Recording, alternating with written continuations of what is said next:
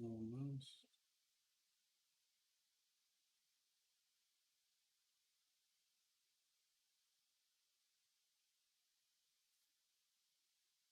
Wait, no,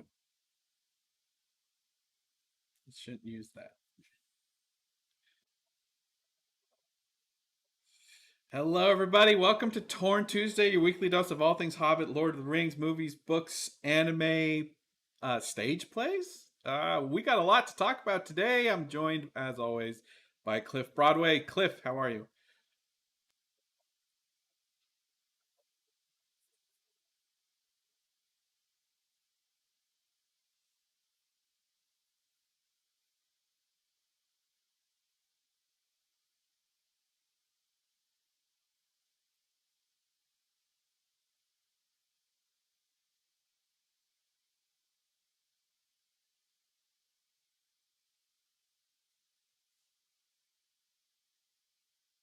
But Cliff, yeah, you want to know something fun? I forgot to hit unmute on you. really, Yes, I'm sorry. I just did that whole introduction the whole time just now. Okay, Yes. let's start that again.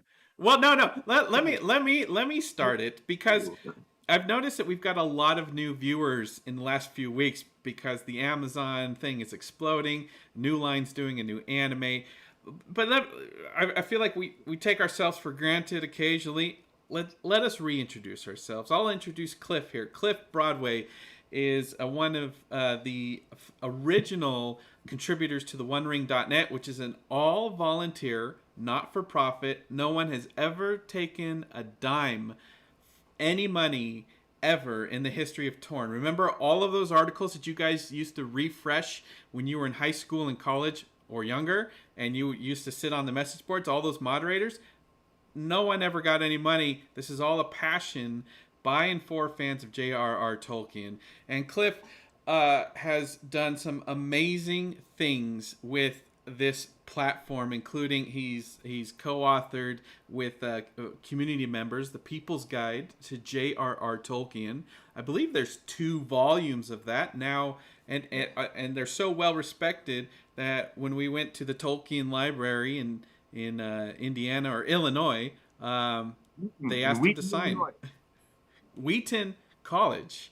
And then if you look at the poster up above his shoulder, that is Ringer's Lord of the Fans, a feature documentary that won so many awards, narrated by Dominic Monaghan, and featuring the titans of fantasy, all sharing their passion for Tolkien, including Terry Pratchett and members of the Tolkien family.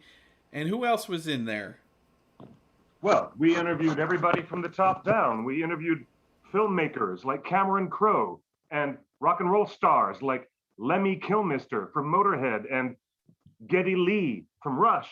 And we talked to all the folks about the experiences of the American counterculture embracing Tolkien in the 60s. And then we had a little conversation about how the original critics, the literary critics, responded to Tolkien back in the 1950s. Then we had another chapter about the explosion of the internet in the early 90s. That was a whole nother section. And piece by piece, we had a little conversation, kind of like a time capsule, of how much popular culture has responded in a very interesting way to Professor Tolkien's legacy. And that's pretty much what we like to explore. And anyway, that conversations are still ongoing right now, even here on our Tuesday show, as we look at how popular culture is responding to Professor Tolkien, because now it's a whole new wave of crazy. And all the stuff that's going on now is very, very much next generation. But 20 years ago, when we started the Onering.net, it was just an egalitarian effort. With all the weird criticism that I hear coming my way, it's as if somebody could have just easily forgotten that for 20 years plus, there's been people just volunteering their time to moderate the message boards and write scholarship articles and do little interviews with some of our guests. And we've had interviews with sword makers who craft weapons in New Zealand. And we've had interviews with the woman who created the Atlas of Middle Earth. the late, great Karen Wynne Fonstad. I've interviewed everybody from the top down, even being at Oxenmoot. And who was the special guest there at Oxenmoot? But it was Oscar winner Philippa Boyens, who was there in Oxford. And I was there the same year that she was there. Well, talking to look, you're talking about old stuff that's 15 years old. 15 that's an old movie. But we also want to thank everybody for being a part of Torn Tuesday. As of last week, we've been doing this show for 10 years. And we're still having amazing fun doing this. Again, there's no ads on this. You never hear me and Cliff hawking men's grooming products at you. I love you, Billy and Dom, but you've got a lot of ads on your podcast. A lot of ads. So I'm good in all of the. I don't need to smoke weed. That's funny. You know, it's just, you know, we never get any kickback, and we're not getting any special access, and none of the reporting that we're doing is anything trying to get any access or special favoritism from anybody. In fact, if you're paying close attention and being intellectually honest, you'll realize that what we're doing pretty much is just talking about and reflecting back what the fans are feeling and thinking any given moment. And boy, does that fluctuate from day to day. There's a lot of energy in our conversations. That's right. The biggest energy wave more recently has been, you know, rumors that have been coming out of the production in New Zealand. And then the big news that Warner Brothers Animation is going to do the War of the Rohirrim animated film. And now, just when you thought things were getting really juicy, it gets even juicier. And the biggest eye-opening surprise hit the news just a few days ago. And we're going to talk about that in a couple minutes, but I want to welcome everybody in the chat room. We are following along in the YouTube chat, the Twitch chat. Hello, Brennan. I see a lot of our regulars, Princess Toy Nerd. Aerovandi, thank you for the tip.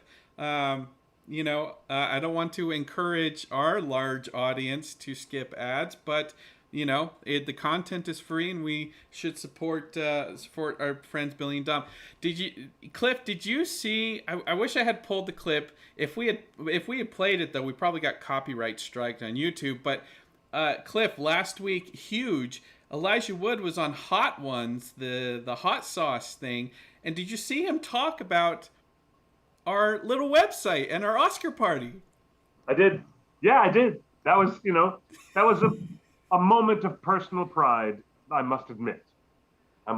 Yeah. And then, so I'm watching Elijah Wood, and he's like, it's true, we went to the party. It was amazing. Fans on Twitter kept posting pictures that they had scanned in from the party. And then, like an hour later, I listened to the Stephen Colbert on Billy and Dom's podcast. And there they are talking about refreshing the Oneringnet all the time to find out all the latest scoops. Way back when.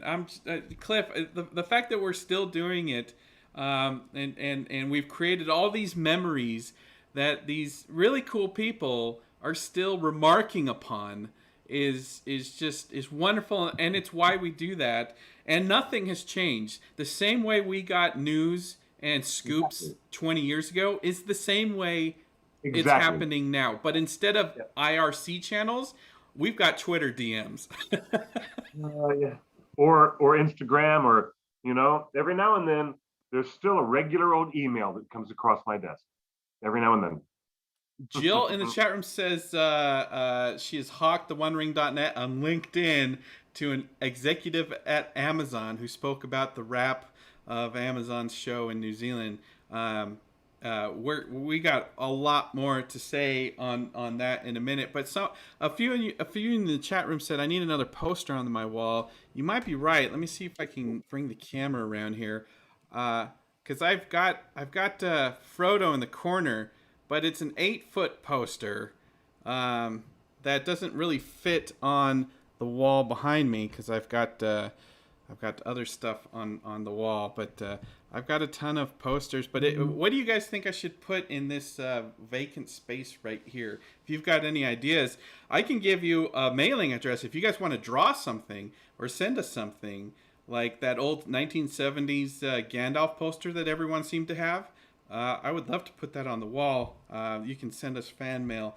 You know what? I just got an email recently from a dear friend of ours who has these large Hobbit movie displays that are about 6.5 feet tall, and they're like paneling, big panels that fill up an entire space. It was at a convention or something, and he just said he's running out of storage and is looking for a place to have a new home for them. Maybe we need to have these things shipped to your house. I think so too, and maybe we'll have them shipped to Scum and Villainy, who are building out the Hobbit Patio right now. Cliff, you've seen sneak peeks of this. How's it Wow. look? It looks beautiful. It looks so surprisingly beautiful. The artists that got involved to do this, it's really exciting. If anybody doesn't know what we're talking about, make this real quick.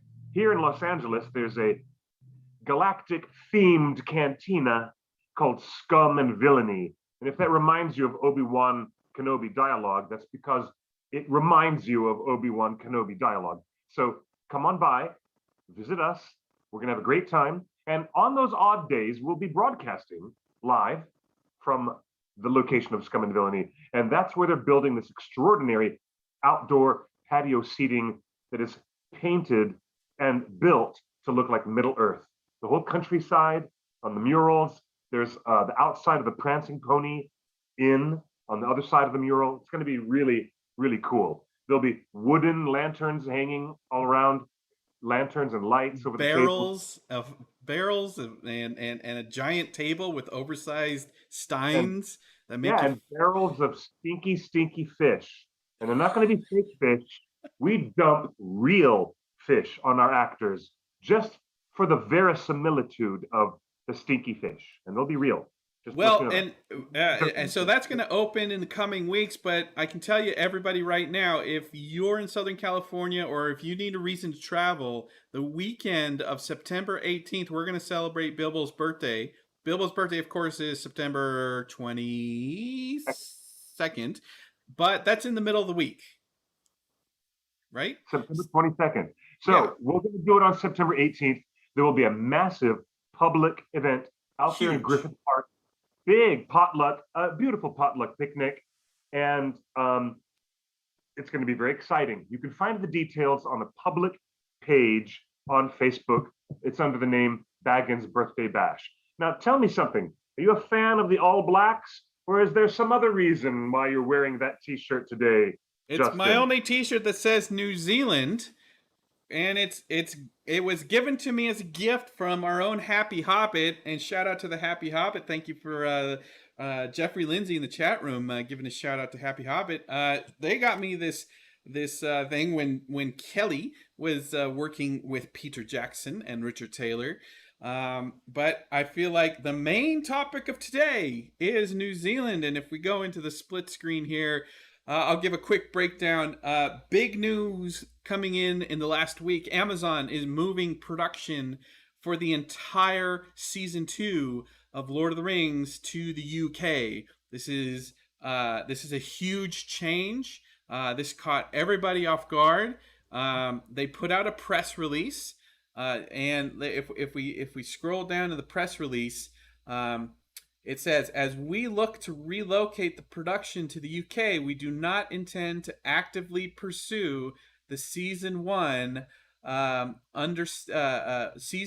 legal agreement of a tax kickback from New Zealand. We respectfully defer to our partners and will remain in close consultation with them, says Albert Chang, COO and head of of Amazon Studios. So the only person that they quote, that Amazon quotes in this press release, is the business guy at Amazon, the business head. There are no mentions of the cast, the crew, the showrunners, the directors, or the producers, which there's 23 executive producers. None of them are quoted in this announcement that they're moving production from New Zealand to the And UK. can I also immediately draw attention to the fact that John Patrick McKay and J.D. Payne, our two showrunners, have not said anything publicly about this.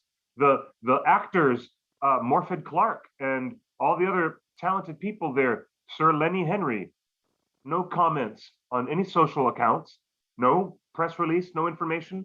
And then the first bit of blowout that happens from this release of information is we hear that the New Zealand government and the politicians in the New Zealand government start sniping at each other. It's all very, very weird. It just came out of nowhere. It says the Variety is reporting here. We've got it on screen. New Zealand reacts to the shame of losing Amazon's mega series.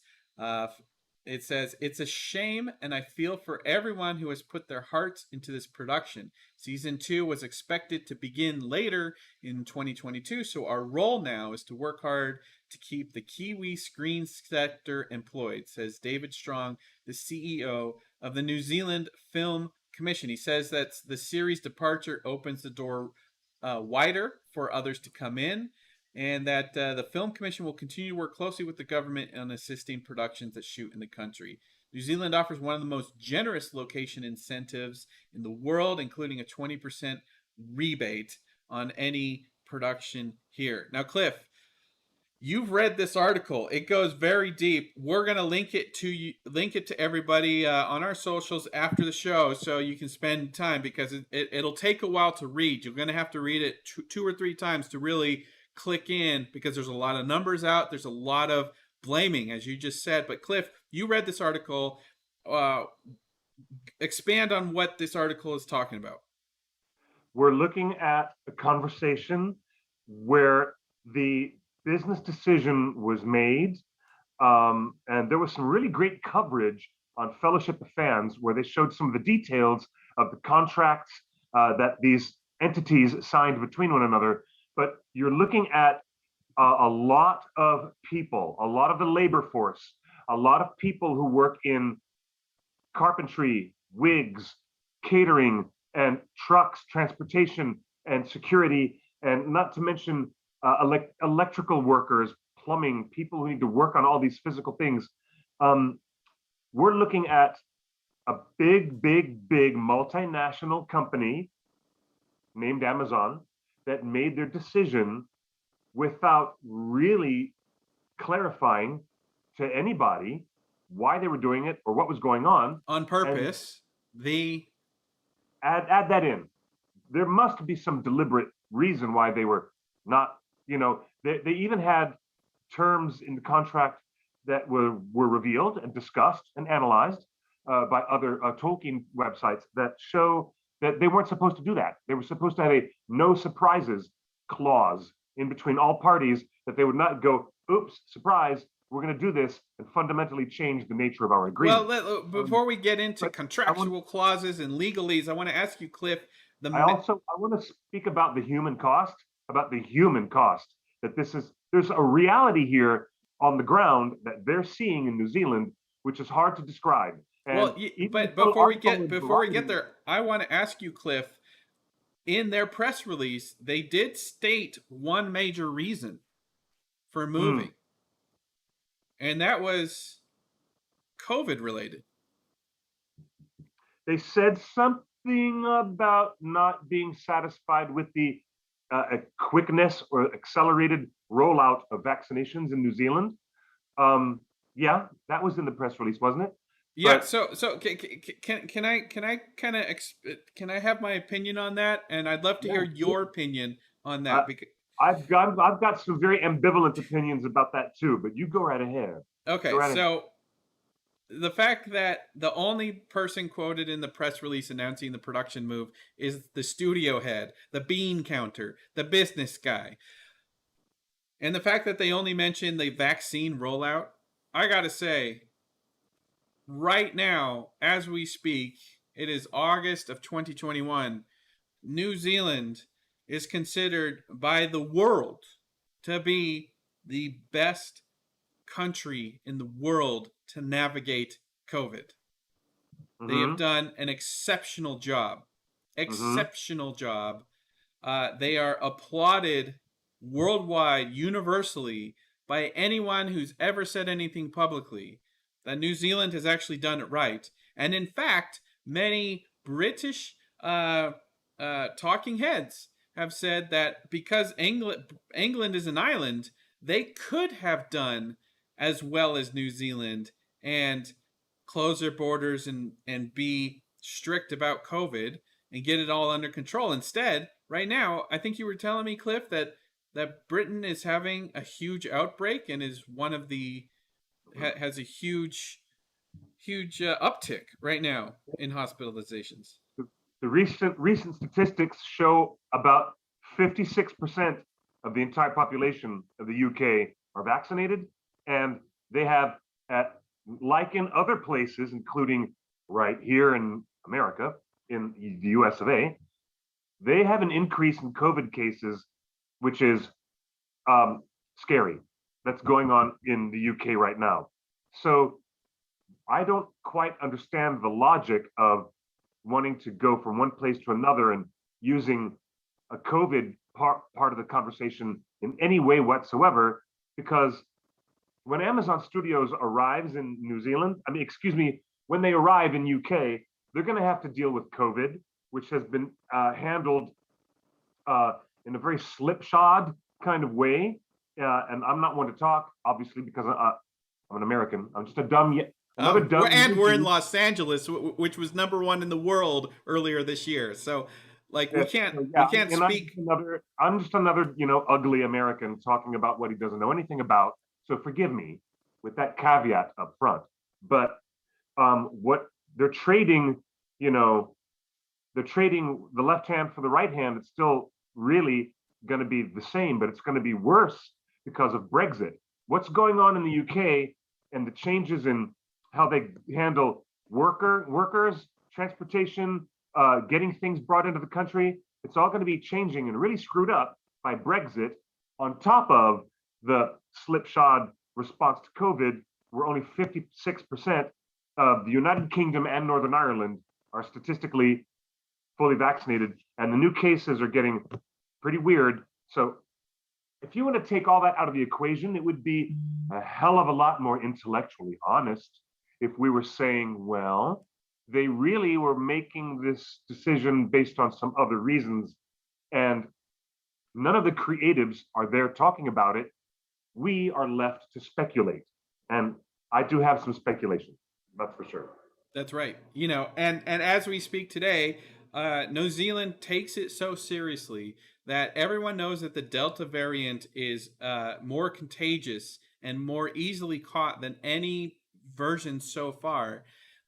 So New Zealand, as of today, found 1 case of COVID in their country, and so they're on lockdown for 2 weeks until this is settled, and they do a little more testing and contact tracing and make sure that it doesn't spread. So a 2-week lockdown in New Zealand is way better than what many other countries have been doing with stops, and now we're having all these crazy arguments about masks and kids going back to school and then getting sent home because they get COVID on the first day of school, and it's crazy. It is, and all this is just a little bit too thick in the weeds for my taste. I would rather have some direct line of clarity in what's going on here. But Stephen R. in the YouTube chat is very adroitly observing that Amazon said it was cheaper to go to the United Kingdom and get their crew vaccinated faster rather than stay in New Zealand and pay for extra COVID precautions, since their vaccine rollout was allegedly so slower at the moment. Here's the thing, is that production for season 2 is supposed to start in January. So I promise you that there's going to be more flare-ups in the winter when England gets really cold and everyone's stuck indoors. It's you would actually want to be in the southern hemisphere for their summer, for their warm months, than you would in England in the first half of 2022. So it actually, I don't know, it makes no sense to me that they would say COVID's better in the UK than it is in New Zealand, because that is patently false in all measures.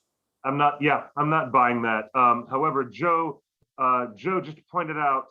Right now, Auckland is on a 7-day lockdown, and the rest of 7-day lockdown. There you go. on a 3-day lockdown.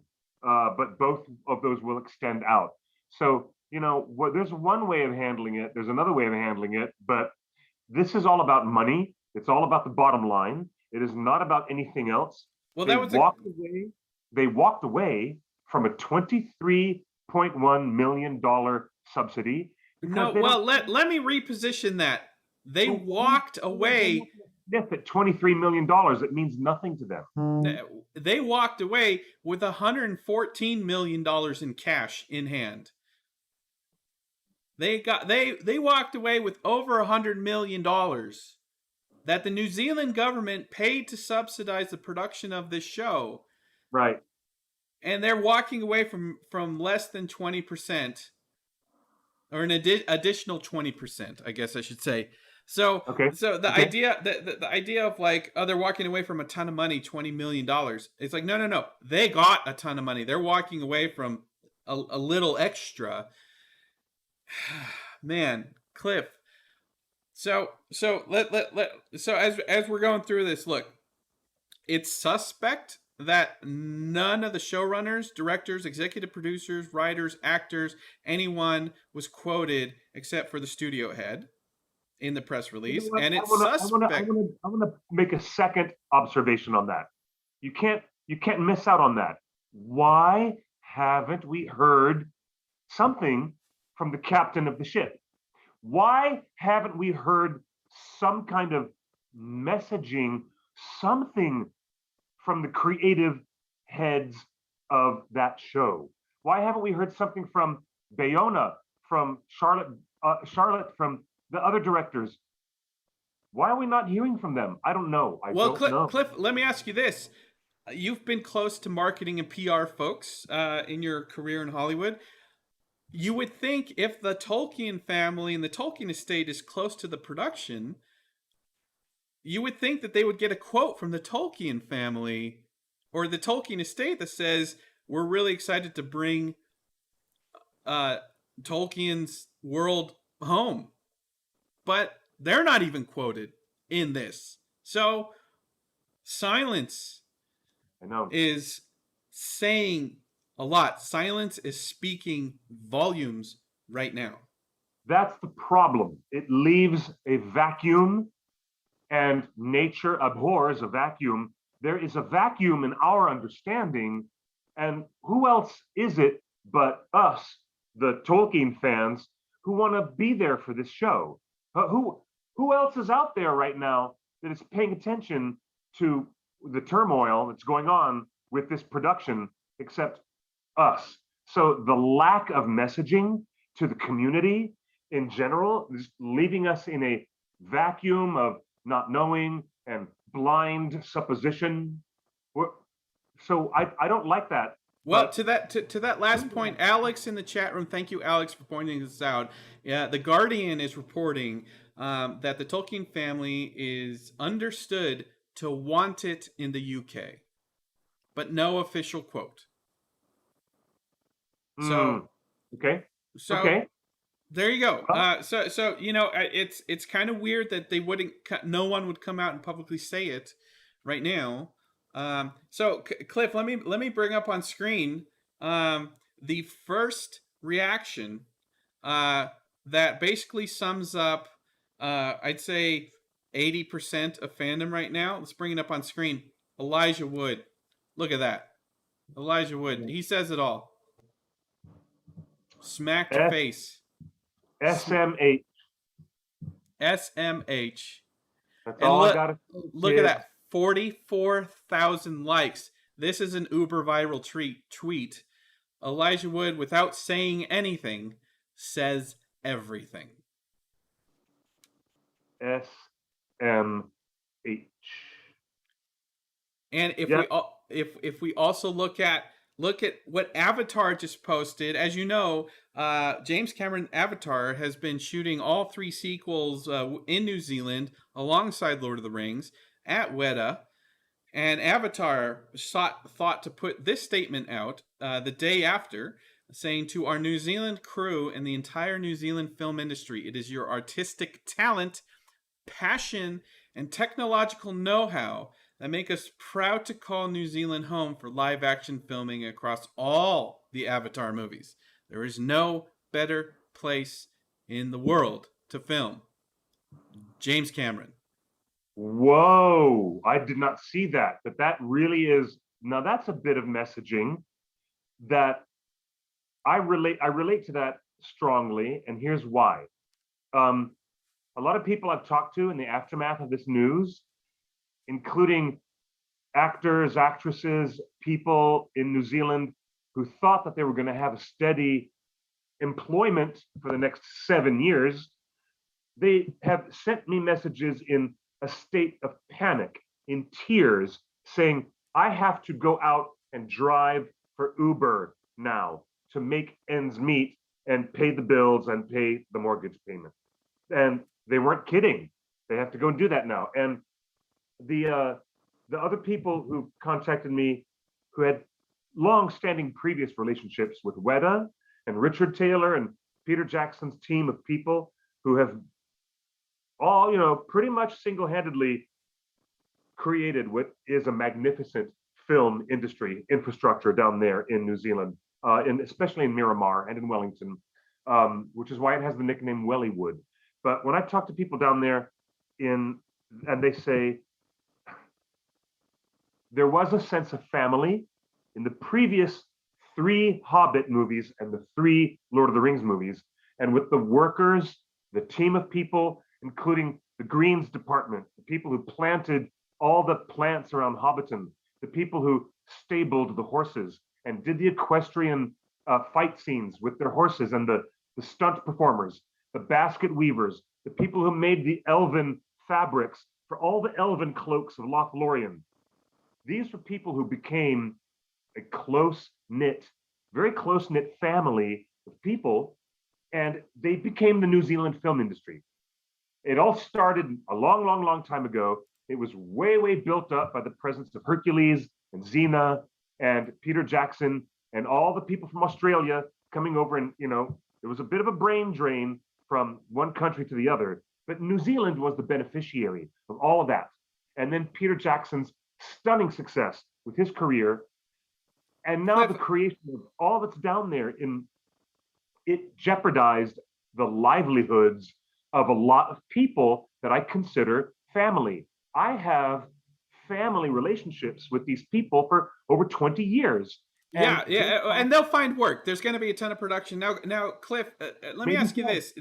Maybe so, but the reality was, when it happened, the production in Auckland was flooded by people who were workers and crew, and they're like, they'll get work. There's a ton of movies about to be produced. You might even see some Star Wars or some Marvel movies down there. Now, Cliff.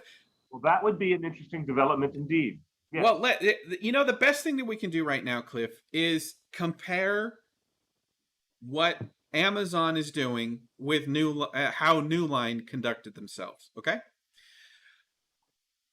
That's our only frame of reference right now. Our only frame of reference, because we're not hearing from the showrunners, because we're not hearing from anything else, and we're getting marketing and PR from press releases from the studio exec. No one wants to hear from them. No one wanted to hear a press release from Harvey Weinstein how great Lord of the Rings is going. No. Right. So all we can do right now. So Cliff, let's take a moment and let's compare how Amazon is treating New Zealand and how New Line treated New Zealand before. And we dug deep into the archives. In fact, someone brought this to our attention. Thank you, little birdie. But let me bring it up on screen. Before The Fellowship of the Ring came out, New Line Cinema bought a full-page, 2-page spread in Variety magazine. This is one of the most expensive ads you can buy in the entertainment industry. It costs a fortune to take a full-page ad in Variety. And here it is, quote, New Line Cinema proudly thanks Peter Jackson and the thousands of filmmaking artisans who have magically transformed New Zealand into Middle-earth. And here's the second page. So you can imagine a 2-page spread in Variety, the magazine of record for the entertainment industry.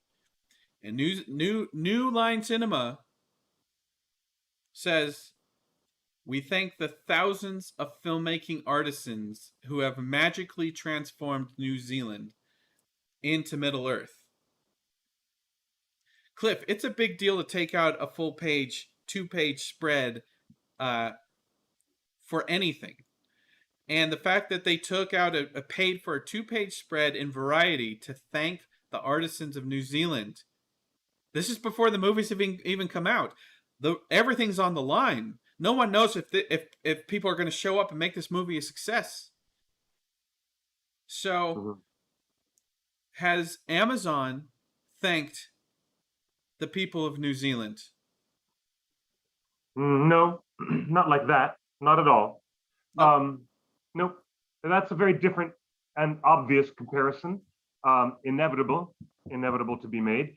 But I would like to also address the counterpoint offered in the YouTube chat from WP Sam, who says Cliff apparently doesn't care about the people in the United Kingdom who will benefit. We're going to get to that in a moment. We're seeing your comments in the chat room. I promise you guys, we're seeing all your comments, Jill and Facebook. So we've got a lot to talk about, but let's stay right now on comparing apples to apples. Okay, we're comparing apples to apples. So let's compare again. Let me bring it up on screen. New Line Cinema proudly thanks the thousands of filmmaking artisans who have magically transformed New Zealand to Middle Earth. Now let's compare that to what Amazon says. It says, we respectfully defer to our partners and will remain in close consultation with them around next steps. We are grateful to the New Zealand Film Commission, Tourism in New Zealand, and others for their tremendous collaboration that supported the New Zealand film sector and the local economy during the production of Season 1. We want to thank the people of New Zealand for their hospitality and dedication for providing the Lord of the Rings series with an incredible place to begin this epic journey, says the vice president of Amazon Studios. So, comparing apples to apples, Cliff, basically Amazon is saying, hey, New Zealand, thanks for making us look good. Thanks for letting Amazon get our play on. And how does that compare to New Line Cinema saying, we want to thank you, the artisans who have transformed New Zealand to Middle Earth. That is a striking comparison that basically sums up the creative vision of the studios before and the richest company in the history of the world who is now making Lord of the Rings. Indeed. And then I've got one more comparison, Cliff. Or I've got two. Let me bring it up on screen. I'm sorry you can't see it, Cliff. But I'll read. I can see it. I'll read it out loud. We pulled this from the archives, folks. We pulled this from the archives. I wasn't quite sure how this fit in.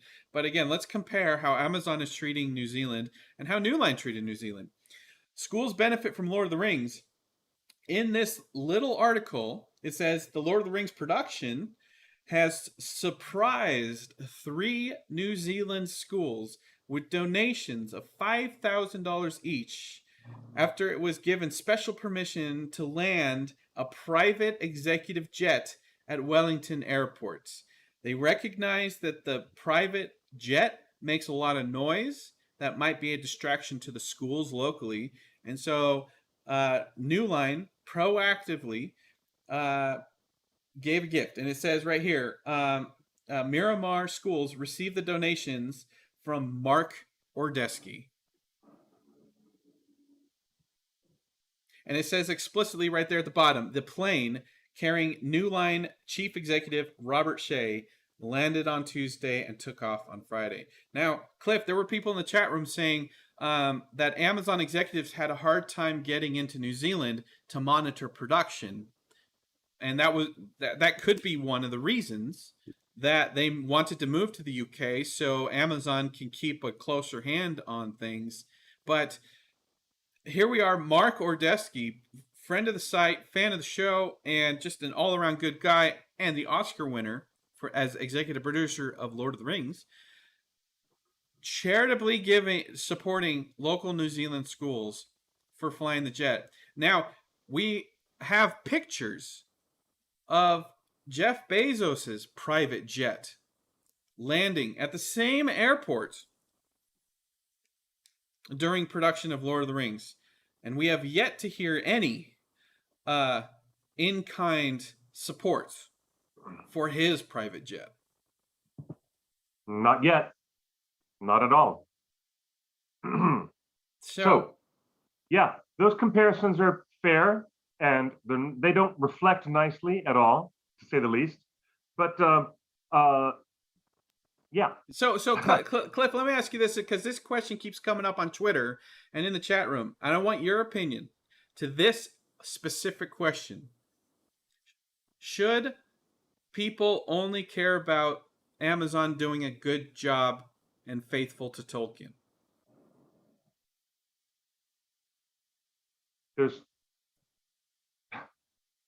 There is so much to be said about behaving ethically while you're doing it that it's like it doesn't even need to be said. It has to be, maybe in this cynical day and age it does need to be said. But if all that mattered was just getting the production done and doing a good job with it, no matter who got thrown under the bus during the process, then I would actually pull back from that, and I would want to get some other perspective. Well, I'm looking right below here. Dragon Demands in the chat room says abandoning New Zealand is a hint that they don't care about being faithful. Maybe, but it's also being pointed out that by Sam, all people should really care about is that they do a good, faithful job. Jobs are lost and gained in the film industry every day, and he's also said there's a net even layout of new jobs being picked up in the UK. But does that make it okay that you put your roots down in the soil? Now, I want you to understand the simplicity of this analogy. You put your roots down in the soil to plant and nurture. Think Yavanna. Go back to your Silmarillion and think about nurturing plants. Think Yavanna, if you have to. And then when you yank those roots out of the soil, the organism either dies or it is at risk of being injured unless it's totally carefully replanted. It's a horticulturalist nightmare. How far can I push this analogy? Well, let's do it. Allow me to finish. Allow me to finish this thought. They had so many good people with the expectations set in place because of good faith, quote unquote, good faith corporate conduct, if there is such a thing. But the conduct on display had set everybody's expectations over a long 6 or 7 year time span where people were thinking, wow, I might have a steady employment. Well, everybody else in show business has to struggle and go from one job to another job. And then a couple of months later, you're lucky to get another job. Maybe a couple of weeks later, you're finishing one job, struggling to audition your tape for the next job. You don't know if it's even going to be there for you. That kind of uncertainty was taken away from the people working on the production, and then the uncertainty was pushed right back. So when you take away the stability and you take away the expectations of that stability, and you're behaving in such a way where people are planning to, pay their mortgage and put their kids through school for the next 7 years, they're working on a big show. And let me put that into context. Look, everybody has to find work at some point in their life, and this is normal for Hollywood. But let me also put this into context. The reason the government of New Zealand, and any government in the world, but the government of New Zealand gives tax breaks to productions is to bring in those jobs and keep them. And New Zealand has officially given Amazon the largest tax break in New Zealand film history, more than New Line, more than Warner Brothers, more than Avatar, more than any other film in history by far. New Zealand gave a huge, biggest, unheard of tax break. It might even be one of the biggest tax breaks in global film history. Because on one of the now they didn't put this in the contract, so that might have been their fault. But they gave the initial big tax break for season 1 because Amazon said they wanted support building out an infrastructure that would support 5 seasons of this show. So New Zealand said, look, it's a lot of money now, so we'll give it to you now because you're going to be here for 5 to 10 years. And to what Cliff just said, the people of New Zealand, the production crews in New Zealand can now, know that this production is here, the jobs are here.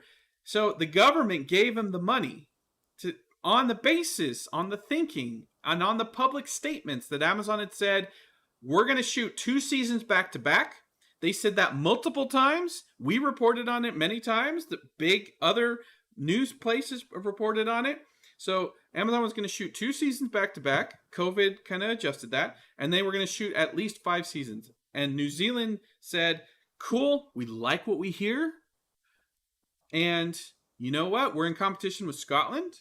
So we're going to give you more money than we've ever given everyone on that basis of we still want to maintain our position as the country of Middle Earth. And we want to support our workers. And this pullout is a complete rug sweep of all of the guarantees and promises, implicit or contractual. Yes, it is a complete sweeping of the rug out from under their feet. It is not unreasonable to say that the expectations that I just was talking about a couple of minutes ago, it's not unreasonable to say that those expectations should have been there for the people who were working in the New Zealand Film Commission. From the top down, everybody thought that New Zealand was going to be the home of this production for a very, very long time. None of these expectations were unreasonable, and yet it can be. And $100 million is a lot of money. $100 million is the average budget of a big budget in total. I don't to put a final capper on the conversation, because somebody in the chat room keeps arguing over and over again that nobody seems to care about the workers and the crew people in the UK who are going to be the beneficiaries. We're gonna get into that. So. Let's get into that before it becomes a 2-hour show. All right. Well, okay. Before we get into the pro UK, why don't we just speak to it organically live while people are talking about it live in the chat? I've got one extra thing. We reached out to friend of the show Ian Nathan, who wrote the definitive biography of Peter Jackson. If you go to Amazon right now or your favorite bookstore and look up Ian Nathan, we had him on the show a few weeks ago, right, Cliff? He sent us a clip, and I've got it. I've got it here. It says, seemingly out of nowhere, New Zealand's Actors Union threatened to boycott the Hobbit production. Now we're talking about the Hobbit, the which Peter Jackson directed. A standoff ensued, and Jackson, with Jackson defiant that his films would not be held to ransom over the larger issue of union contracts. Unthinkably, even going as far to suggest that Warner Brothers might as well transplant the entire Hobbit production to the UK, lock, stock, and elfish barrels, to head off a national calamity. Prime Minister of New Zealand, John Key, offered Warner Brothers, effectively the studio in charge, a solution. Additional tax rebates of $7.5 million per picture and a $10 million contribution to marketing. It was dubbed a long-term strategic partnership. The Hobbit was made about a decade ago, and we're looking at to save production in a union standoff with the studio Warner Brothers. The government of New Zealand said, we'll do 10 million in marketing and an extra 7.5 million in tax rebates. So that's what happened on The Hobbit. Cliff, I just need to reinforce the numbers, okay? Hobbit, 10 years ago, Warner Brothers, huge, similar deal. They're going to move production to the UK. And New Zealand says, cool, here's $17 million. And Warner Brothers says, cool. 17 is a lot different than $117 million. $100 million.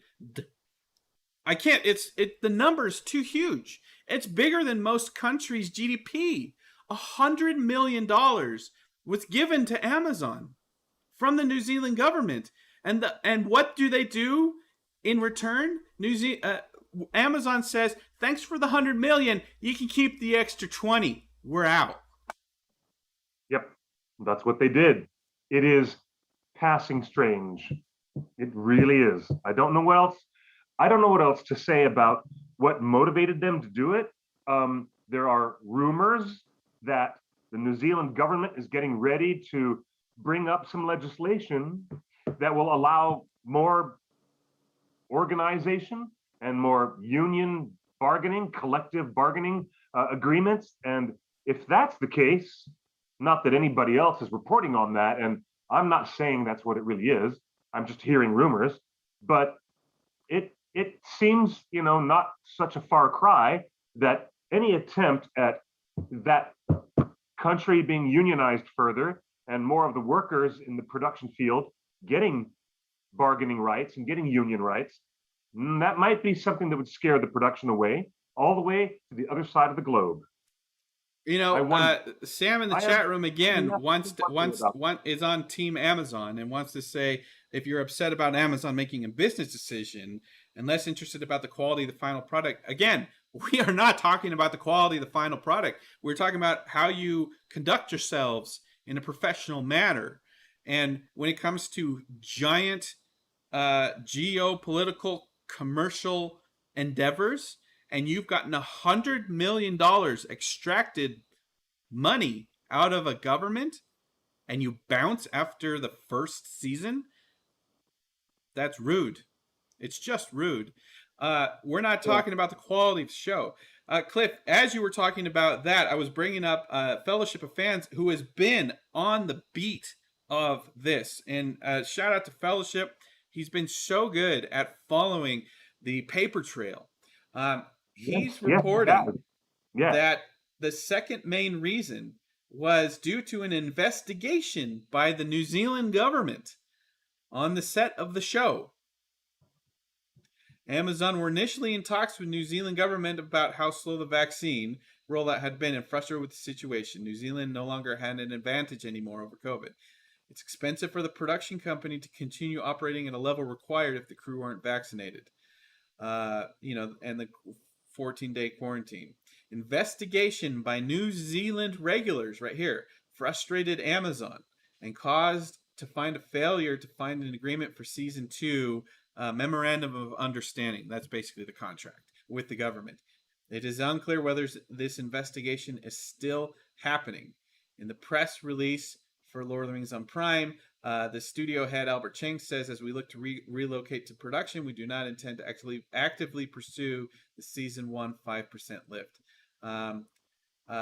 Fellowship fans got a hold of the season 1 deal contract with Amazon and the New Zealand government. Amazon invoked a clause where they had to give written notice to the New Zealand Film Commission about Amazon's decision to relocate not less than 12 months before any public announcement. Now, Cliff, I believe the New Zealand government has said that they got no heads up. That's correct. But they got heads up like the night before. And the actors and the crew members did not get a heads up.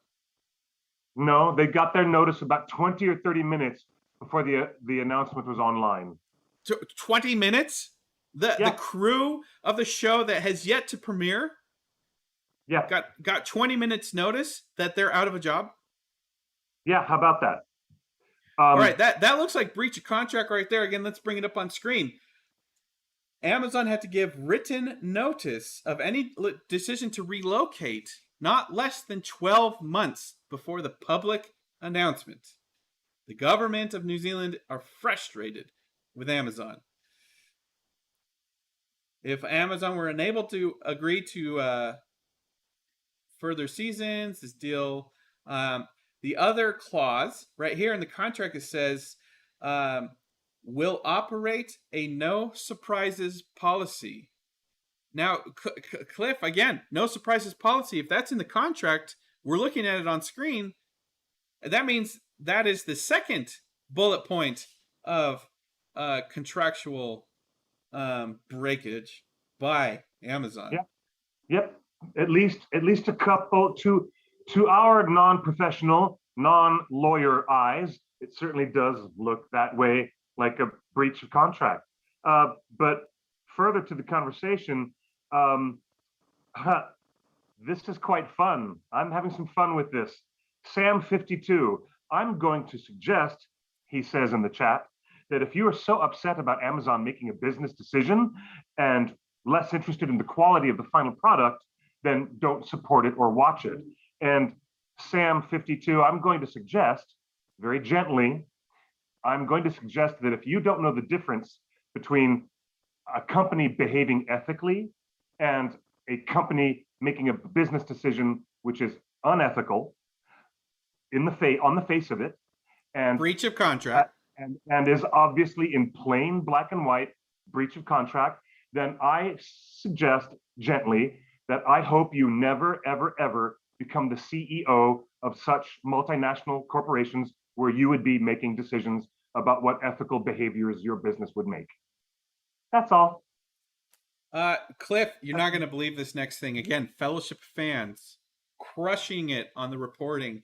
On the final quote, on the final days of shooting a few weeks ago, there was a buzz about first seasons being filmed back to back or having a few months in between. It was always assumed we'd all be able to keep our jobs. That is a crew member from Lord of the Rings who, up until 20 minutes before this announcement last week, as far as he knew, they were taking a few months off to write the scripts, and then they were coming back for season 2.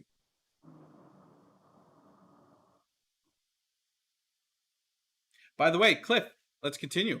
Yeah. Exclusive sources to Fellowship of Fans say they've been shooting in the UK at Pinewood Studios, made famous by Star Wars and James Bond. Sources in and around Pinewood Studios have noted that Amazon were filming scenes in Pinewood since May. Really? In secret. That's intriguing. That's very intriguing. And it says in the season 1 contracts with the New Zealand government, there was an innovation fund where Amazon would donate money to local STEM projects, aviation, healthcare, and internships.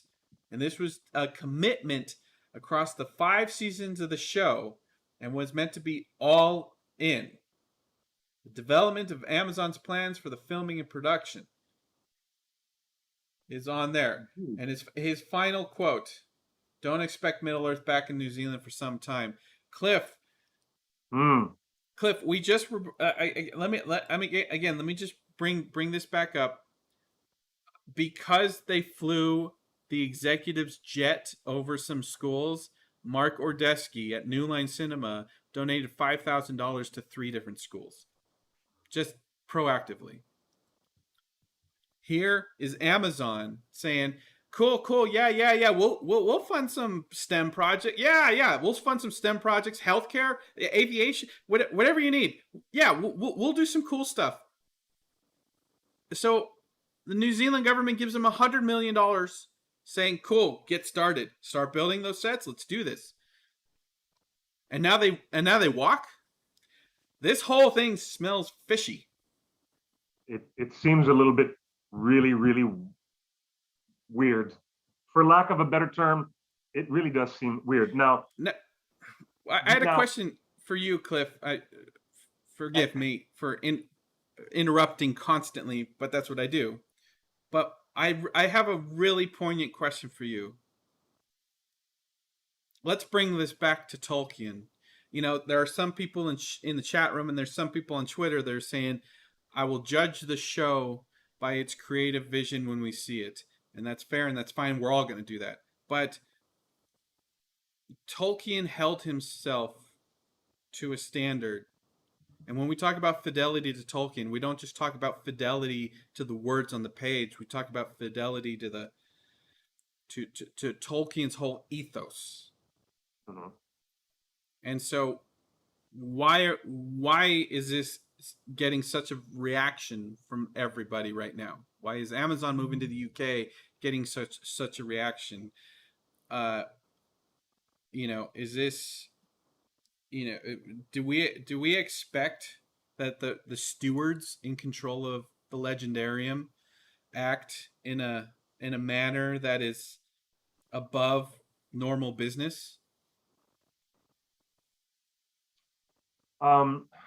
Well, this I gotta say that there's a certain attachment that we have to the way that Middle Earth lives in our imaginations, and it is a place that is prehistoric in a sense. It is like a pre-history of our world, and it is something that is wild, untouched, untamed.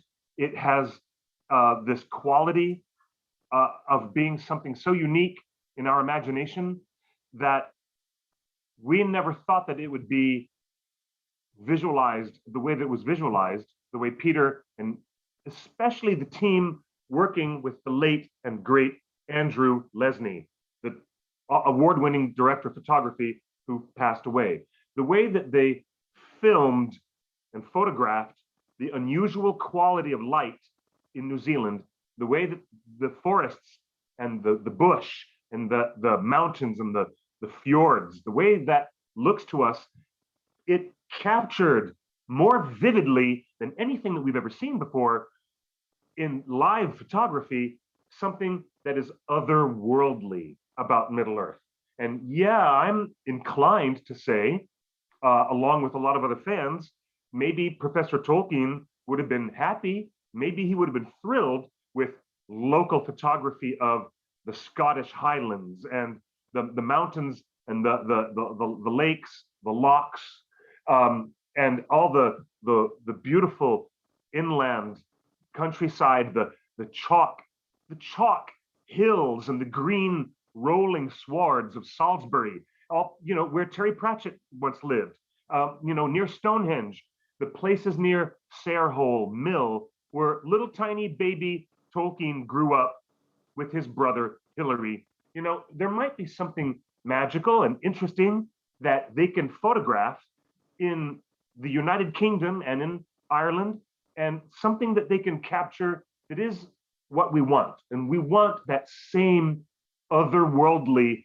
prehistoric amazement of looking at the environment and saying, that is our Earth in the ancient past, in a time before we ever recorded our own history, something way beyond us.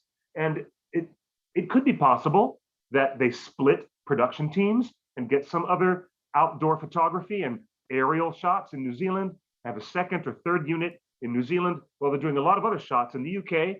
And you know, I'm really fine. I'm really happy for Pinewood Studios, which was also made famous not just by George Lucas filming there, but Jim Henson, okay, not to be outdone, but Labyrinth, The Dark Crystal, all those amazing things, and the James Bond movies, all filmed on location in Pinewood. And I'm also totally down for that, because there are incredible artists who are really brilliant, and they're all over the place in the UK production field.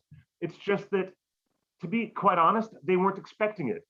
The money and the incentives and the roots that were planted in the soil were not planted in the UK. The roots of the production were planted in New Zealand, and everybody's expectations were therefore reasonably built around that. So that's all gone now. That's all changed. Amazon is not sponsoring any work visas, so it's not even clear that any heads of department might stay with the show. Season 2 might be new carpentry and paint heads of department. It might be, you don't know, I don't know. I think that's where they're going. Steven in the chat room, I think, puts it best, Cliff. He says, Steven says, I'm okay with the show in England. The way they're doing it is unethical. And this is the last I'll say about it. So that's a pretty succinct summation. Yeah. And to your point, look, there's great creative people. And again, they shot all the Christopher Lee stuff in England, right? So they did. They built the internal sets of Isengard in England, stuff like that. We're not talking about the quality of production or anything. But I will say that Walking Dead infamously fired Frank Darabont after the first or second season. Yeah, a lot of fans forget that. Yes. And there have been many shows where the showrunners or the creatives get fired at the beginning of the show after the first or second season of the show. This is weird because they're getting rid of a crew that has become so familiar with the rules of Middle-earth, the lighting of Middle-earth, the look of Middle-earth, like all of this learning that they've done for 2 years now, filming for 2 years, all during COVID. Yeah. A new crew has to learn now. So there's going to be new mistakes made. There's going just as a normal course of production. So it's like Amazon is basically throwing away 2 years worth of knowledge in their crew's head.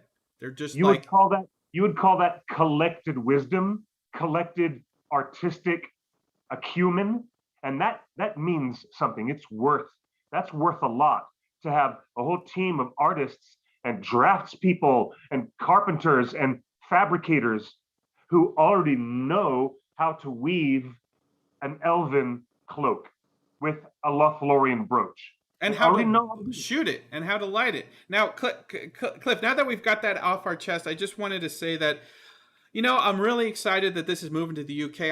I'm really excited that they might shoot in Scotland, who have built out all these wonderful stages at Aberdeen and other places. There's some huge, wonderful new productions. Rumor has it that Industrial Light and Magic has built a second or third digital volume set like they used on The Mandalorian. They've built one in the UK. So there's a chance that they might be using that on Lord of the Rings. And, Amazon is shooting all their other shows in England right now. So one of the reasons that they said that they're moving is because Good Omens, Anansi Boys, and like 4 other shows are all shooting with the same crew in England. It's kind of like how Marvel shoots everything in Georgia, because there's just like a crew of people in Georgia, the state of Georgia, where it's like, all right, as soon as they're done with Black Widow, they move on to Shang-Chi. As soon as they're done with Shang-Chi,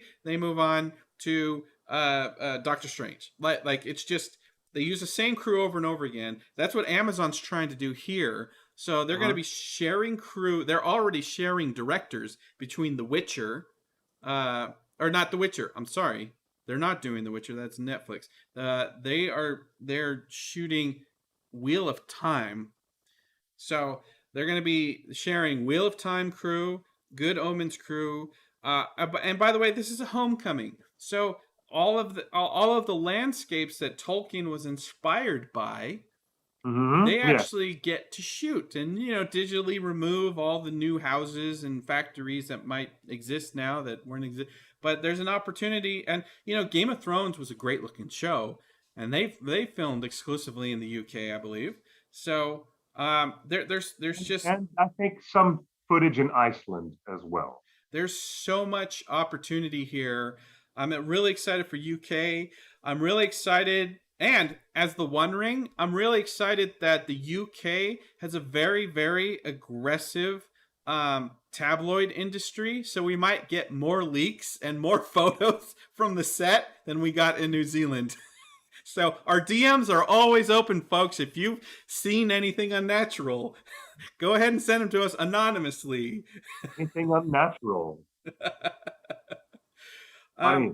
so That's funny. Well, hey, I'm all down for, even Ridley Scott, the legendary director Ridley Scott.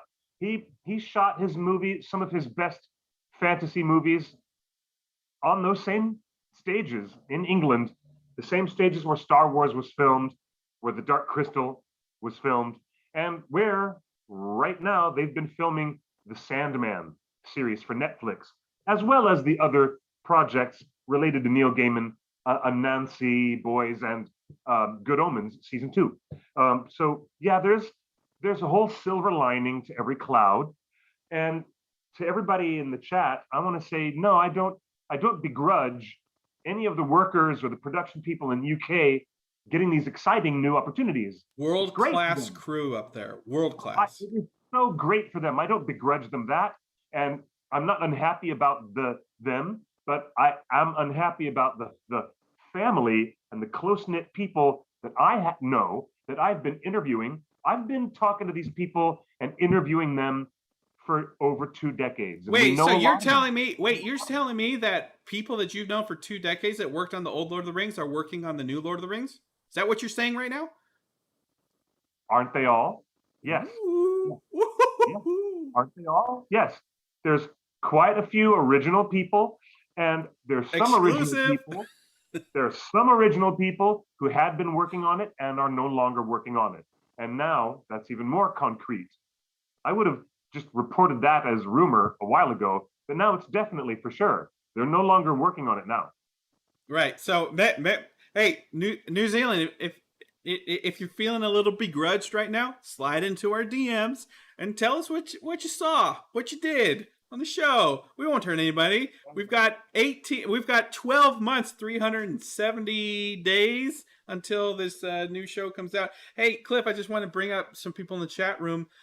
Elizabeth says, "Isn't Amazon notorious for paying little or no tax? When have they ever worried about ethics?" I mean, that's the thing, Cliff. That's what I don't understand about this move, is that Amazon is fully aware of their reputation, their non-union reputation, their anti-tax reputation, and everything. So it's weird that Amazon Studios is now making moves like the corporation does. Like father, like son, I guess. Makes me wonder. It really does make me wonder. And it's a shame, right? Because Amazon put Scotland and New Zealand against each other to earn the right to get the series in the first place. We had reported that Scotland was close to getting it, and then New Zealand wrote him $100 million check, and it's totally inappropriate to walk away after getting that much money. If it was $10 million, if it was $20 million, if it was $50 million, I might have a little thing. I might be, whatever, business is business. But $100 million guarantee from New Zealand government was promising their workers ongoing work. So I feel really bad about that. Imran in the chat room says, "My sister lives near Pinewood. May need to hang out down there. You and me both, buddy. You and me both."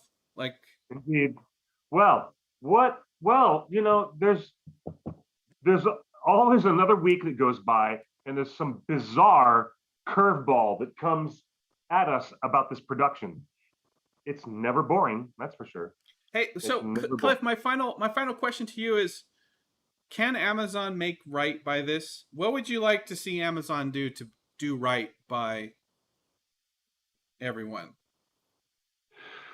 Well, they're gonna have to do right by not creating digital landscapes.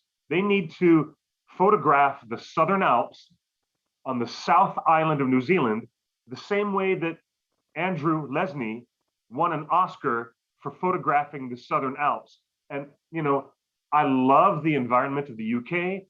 It is absolutely striking, gorgeous wilderness that they have to shoot in, but they don't have mountains like the mountains on the South Island of New Zealand. So if they're going to do right by the project, if they're going to make Middle Earth really look like Middle Earth, then it might be best for them to keep a second unit open, a New Zealand unit that is going to be for shooting the grand forests and the waterfalls and the mountains and the rivers. And they probably should consider not going digital and doing whatever they can with real world photography to capture and continue to capture that essence of Middle Earth that was photographed so beautifully by Andrew Lesnie. After all, they are walking in his footsteps. This is true. And rest in peace, Andrew Lesnie. We miss you. Yeah. We miss you every single day.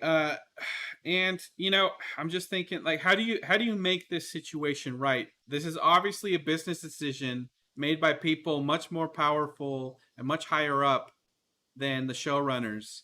I whispers on the wind say the entire creative team is very upset that this decision was made and they have no power to control it.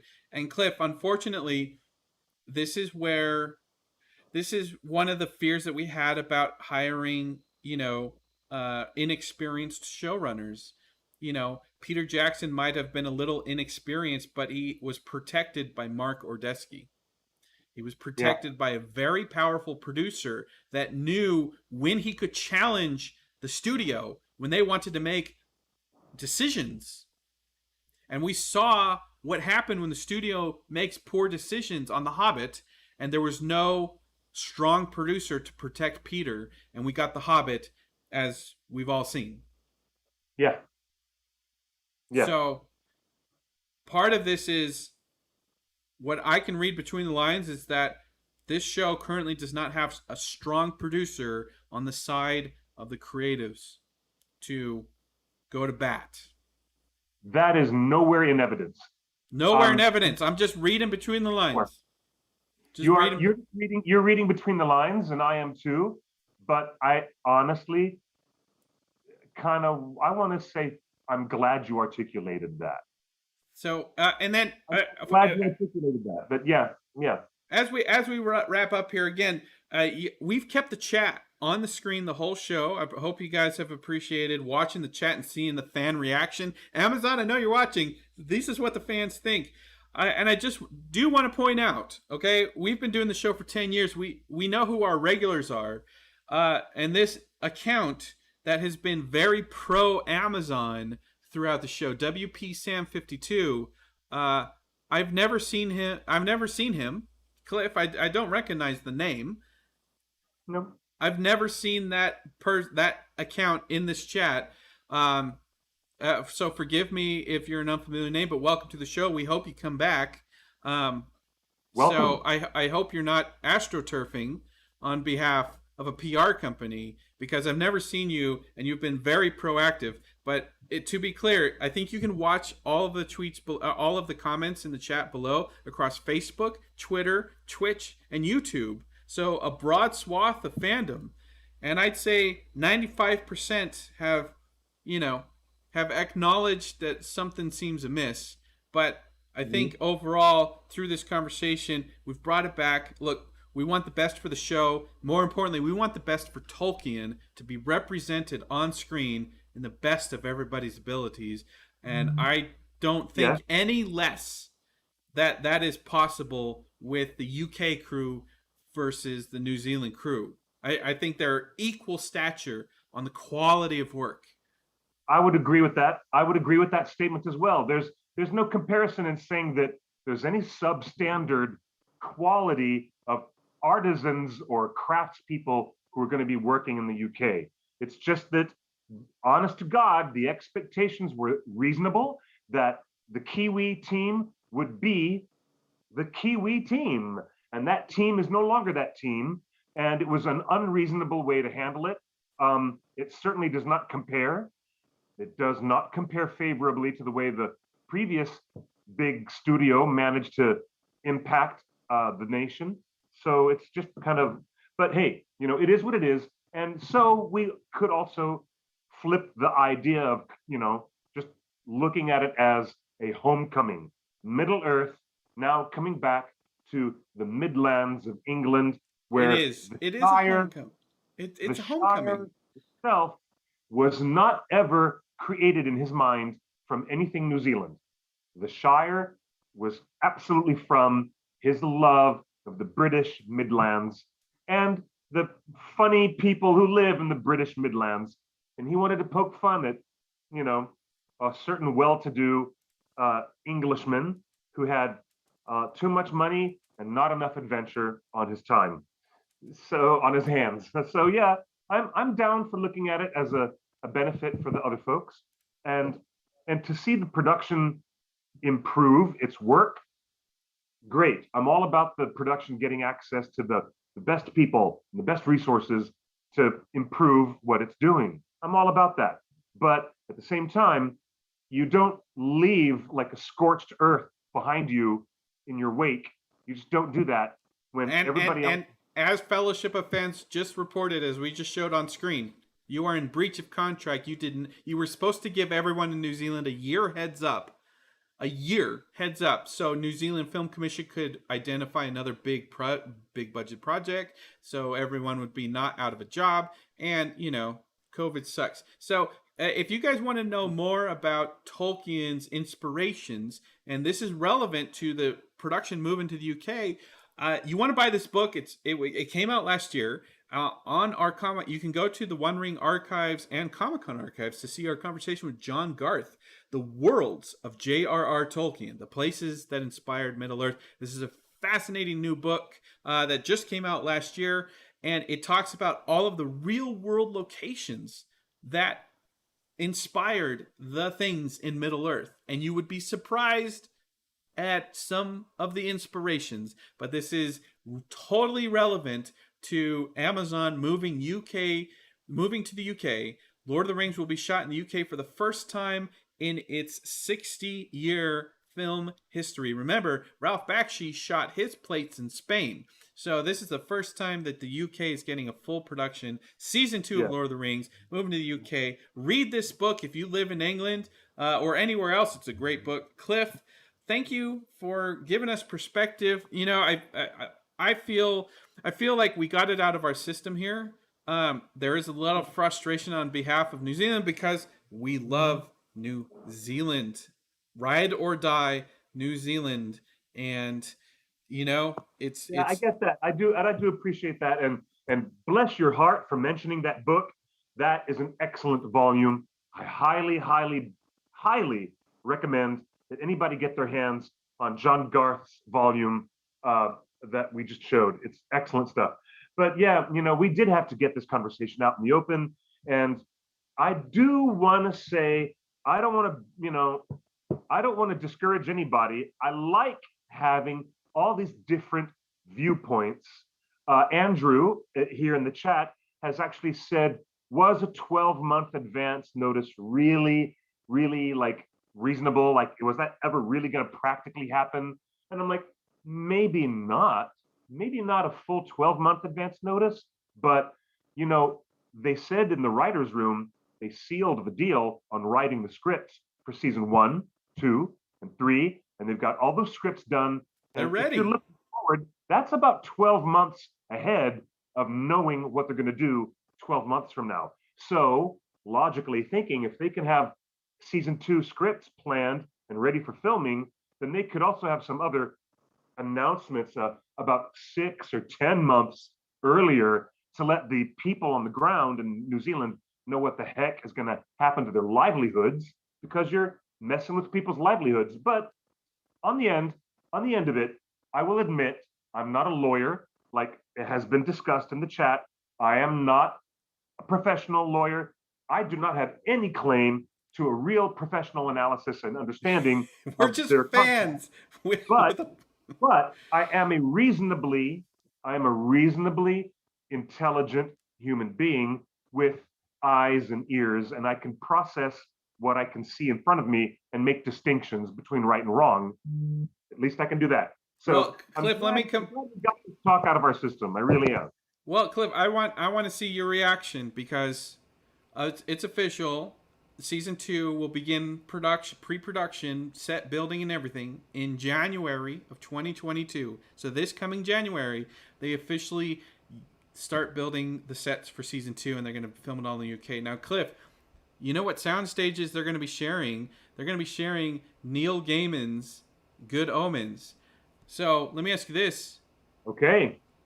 What do you think the chances are, if they're sharing sound stages, that Neil Gaiman starts to have an influence and maybe even joins the writer's room for Middle-earth? Oh my God, I'm going to die of a geekgasm right now. I'm dead. I'm officially dead. Would that be worth all the drama right now? That would be the greatest thing in the entire universe. But you can stick a fork in me now because I'm done. I'm done. You're going to have to explain that later. In a future episode, we're going to talk about all the possibilities that moving to the UK opens up. But thank you, everybody, for joining us. This is Torn Tuesday. Every week, we're bringing to you the latest gossip, news, information, interviews. We're trying to get some more interviews. This is the 20th anniversary of Fellowship. There's so many more things. Maybe we should get Ian Nathan back on the show and talk a little bit more about the making of things, making of these movies and stuff like that. But again, Fellowship of Fans, give them a follow on YouTube and Twitter because the dude, they have been really great in following the reporting on this. And he has been. He has gotten such amazing details. I cannot recommend Fellowship of Fans enough, and I hope that that shout out is heard.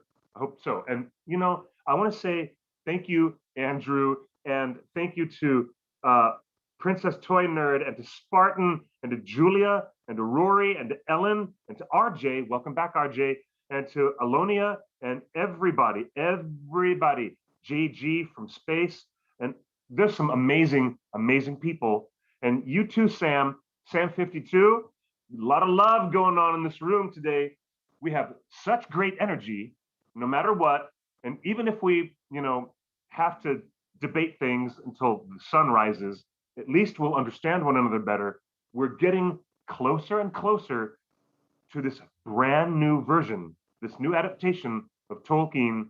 And what really matters most of all, when it really comes down to it, is what they're writing in the writer's room. That's what matters most of all, really, out of all of it. We know they've got access to some of the Silmarillion. We didn't know that before, but now we know. They've got some access to books that the Tolkien estate is letting them trickle down, have little access to bits of it here and there. And that's what matters most, is how they adapt the work of Tolkien. I'm intrigued. I'm a little bit, nervous. I'm a little bit nervous, but I'm very intrigued. So let's see what happens next. And thank you, everybody, for coming on this journey with us. Thank you for being with us, because we're all in this together, okay? You guys are awesome. Thank you for a wonderful show, Justin. I appreciate you being so good at what you do. I'm just pressing buttons. I'm literally pressing buttons. Well, so. George Jetson, all the way up to Homer Simpson, nobody does it as good as you. All right, well, say goodnight, Cliff, and I'll press this last button. Is that the last button? Okay. Until next week, everyone, we'll see you next time on Tuesday, 5:00 p.m. Pacific time, right here at theonering.net. Follow all of us on our social media channels. I'm at QuickBeam2000, and we're at Oneringnet on Facebook, Instagram, Twitter, and all the other good things. Until next time, take good care of yourselves. Good night and good luck, or rather, buenos noches y buena suerte. Bye, everybody. Bye.